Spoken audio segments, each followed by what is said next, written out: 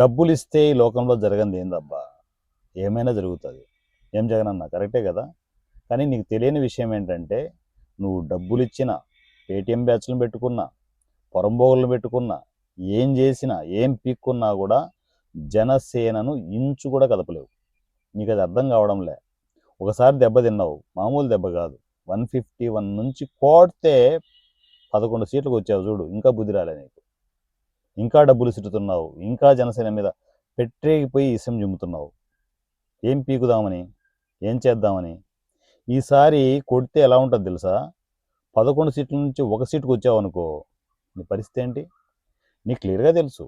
ఈసారి అది జరిగినా జరగచ్చు అనే ఉద్దేశంతో ఏదైతే అది అవుతుందని చెప్పేసి ఇష్టం వచ్చినట్టు ఫోన్పేలు, గూగుల్ పేలు చేసి పిచ్చి కుక్కల్ని ఇష్టం వచ్చినట్టు వదులుతున్నావు.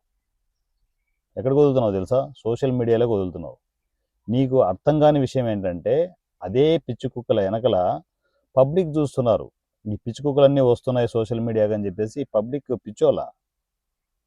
నీ పిచ్చినాగుడులు అంటే పిచ్చినాగుడులు కానీ పేటీఎం బ్యాచ్లంతా జనాలు పిచ్చోళ్ళా? ఏం బా జగనన్న, అసలు విషయం మర్చిపోతున్నావు.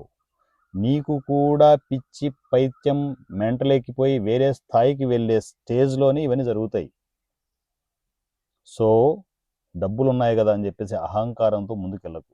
ఎక్కడో చోట బొక్క బొర్ల పడతావు. నాకు తెలిసి coming elections YCP dead end. So anyhow, all the best Jagananna.